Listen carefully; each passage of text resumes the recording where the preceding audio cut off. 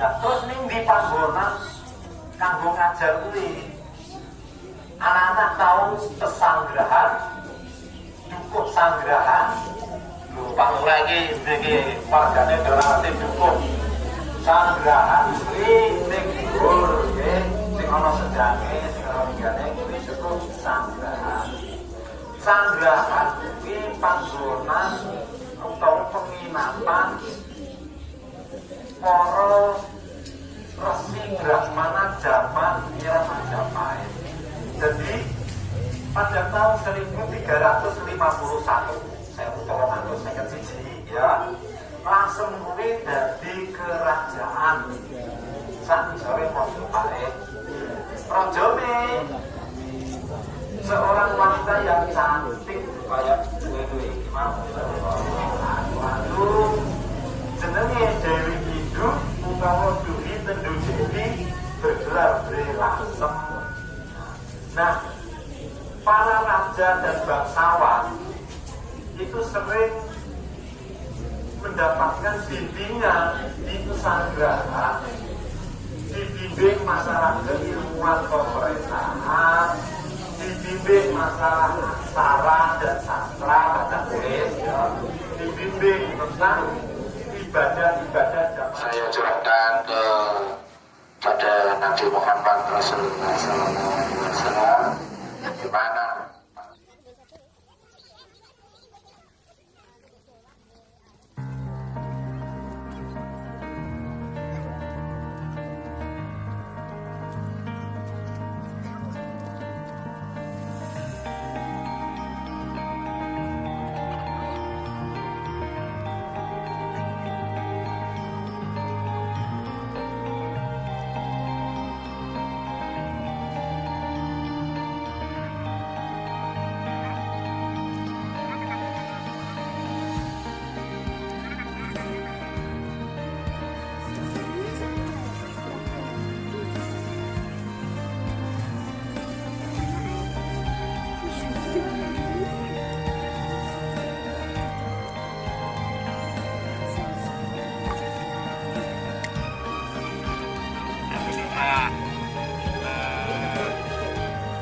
kita masih punya semangat yang tinggi anak-anak.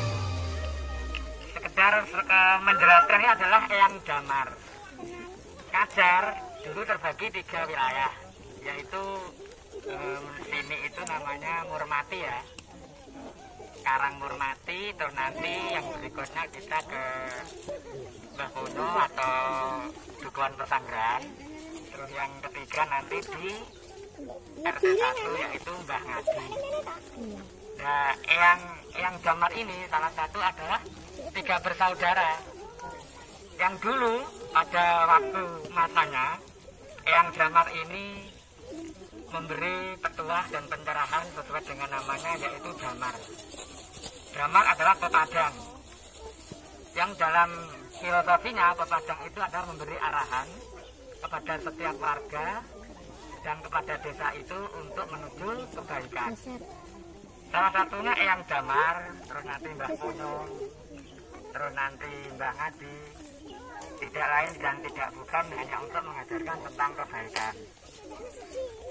Ini hanya sekilas tentang filosofinya Eyang Damar ya. Ini adalah Tlatah Murmati ya Pak. Tlatah Murmati. Karang Murmati. Di masanya Eyang Damar, dulu di masanya Karjar itu tempat untuk banyak orang yang bermain judi dan sebagainya. Dan dari ketiga bersaudara itu memberi arahan bahwa sesuatu yang dilakukan itu sesuatu yang tidak baik dan tidak membangun, bahkan banyak meruginya. Akhirnya dari ketiga tokoh itu akhirnya adalah namakan dari Raja keempat Majapahit, yaitu atau dikenal dengan Brelasem, yang saat ini ada beras yang dua juga ada. Yang di sana kan Abu Layonnya yang kedua. Yang di sini adalah tempat pijakan atau dana kekuasaan pada zaman terdahulu. Jadi kita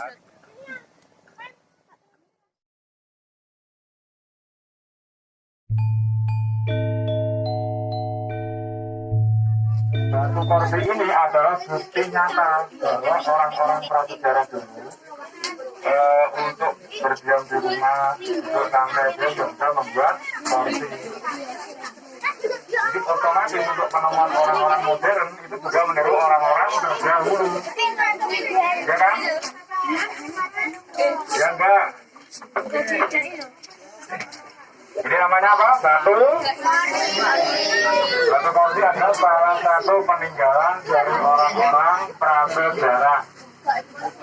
Dan di atas ini adalah batu yang filosofi namanya Damar adalah pepadang. Mbah Abdul Abdi adalah, ini adalah ringkasan ya, ringkasan kesimpulan dari napak tilas kita. Mbah Abdul Abdi itu adalah seorang abdi atau hamba Tuhan. Terus Mbah Ponyo atau Mbah Poncol adalah seorang yang mempunyai pinunjul atau orang yang mempunyai sesuatu yang lebih atau kaluwihan. Nah di sini adalah kalau kita masuk di zaman prasejarah, di sini ada tinggalan dari agama Buddha, terus dari batu prasejarah. Ini ada semua, di sini ada batu 5, yang di atas ada batu 4 ya. 3 berarti jumlahnya 8. Untuk Mas Wahab bisa dibukakan untuk batunya, nggak apa-apa, biar dilihat oleh anak-anak. Batu yang besar ini adalah lingga. Tahu lingga anak-anak? Lingga adalah lambang keperkasaan, bisa dilambangkan menjadi seorang laki-laki. Harusnya ada yoninya, karena di sini nggak ada, yang ditemukan hanya lingga. Dan lingga ini adalah peradaban dari kerajaan Majapahit pada waktu Sunan Lawu atau Brawijaya V. Brawijaya V adalah mbahnya Sunan Kalijogo. Terus bapaknya dari Raden Pacah, penguasa Demak. Tahu? Nah itu adalah batu lingga. Kelihatan ya anak-anak? Itu ada guratan-guratan, itu sebenarnya tulisan atau namanya tulisan zaman dahulu adalah tulisan huruf Pallawa. Kalau saat ini belum bisa baca saya. Huruf Pallawanya sulit. Nah yang dibuka ini, yang lancip ini ada zaman prasejarah ini. Nah, di Punden Mbah Ponyo ini dulu adalah kalau saat ini seperti saung atau musola. Jadi tempat untuk bermeditasi, bermujadah. Jadi tempat meminta kepada Sang Pencipta. Tempatnya adalah di sini. Jadi di sini adalah bukan makam, tapi ini adalah peninggalan dengan ditunjukkan dengan batu lingga. Nah batu lingga ini itu ada di era zaman Kabudan, iya kan? Sudah tahu anak-anak? Jelas? Jelas? Untuk saat ini sedikit sejarah untuk Desa Kajar. Nah, tugasnya anak-anak semua karena masih kecil, masih panjang jangkai, isih dawa, ke depannya punya masa depan, belajar tentang sejarah. Atau kembalilah ke leluhur. Ingat bahwa kita bisa menikmati fasilitas hidup di dunia sampai saat ini. Bisa mempunyai HP, bisa bersekolah, punya sepatu, dan lain sebagainya. Itu adalah perjuangan dan doa-doa para orang terdahulu kita atau para leluhur kita. Tahu ya? Berarti di ajaran agama Islam berarti kita nanti wajib untuk berwasilah, ya kan?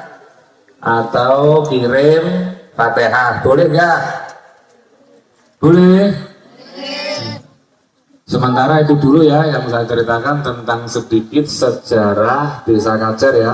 yang dimulai dari napak tilas tadi, yang pertama di Mbah Damar, terus yang kedua di Batu Tapak, terus yang ketiga di Mbah Abdul Abi atau Batu Korsi, terus yang keempat di Bunden Mbah Punyo atau di tempat-tempat Batu Lingga.